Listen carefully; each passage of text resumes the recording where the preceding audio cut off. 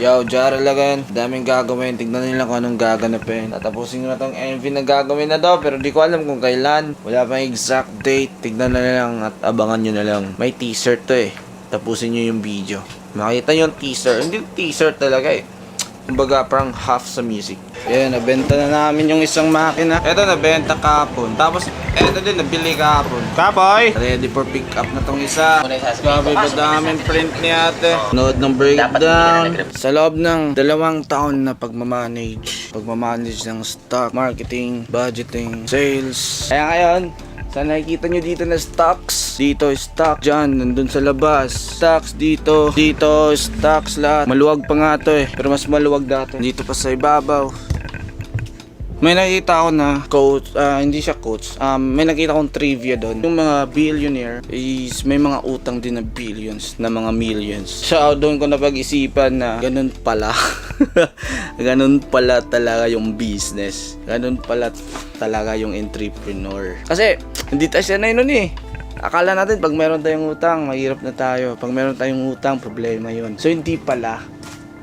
Okay, hindi pala siya ganun. Kaya naintindihan ko yung mundo ng business lalo. Kasi akala ko talaga na kailangan paid talaga. Kailangan wala talagang utang. Kailangan cash talaga yung stocks. Na-realize ko, bagal ng takbo noon. Mabagal, tas mapagod ka na lang. Wala pang nangyari sa buhay mo. May chance pa na ma-take down yung ikot ng pera mo.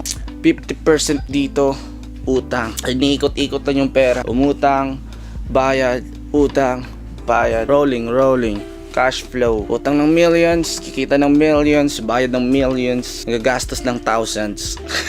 Ganon, basta. Kain muna tayo, hindi pa ako kumain eh. 3 PM na eh. Share ko sa inyo yung mga struggles ko. Nung una, hindi ako struggle sa mga pyesa. Kilalanin yung mga parts dahil may Google na eh. Unang struggle ko talaga, paano makipag-communicate sa customer. Yun yung pinakauna na struggles ko. Eh, natuto na lang ako dahil nag-observe ako kanila papa, kuya, nila mama, paano makipag-usap. Tapos nag-research din ako.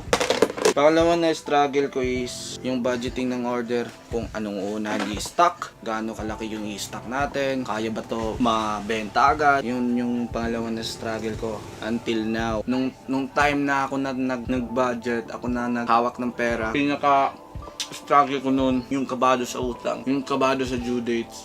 Yun, hindi pa ako sanay eh. Nanginginig pa ako noon, nanlamig pa ako noon. Malapit ng due, meron pang habulin. Alam niyo na, kulang pa yung pera, tas tatawag na yung mga supplier. Boss, ang haba na nito, boss. Sabihin ko, boss, pagbigyan mo naman sana ako, boss. Buti na lang mga supplier ko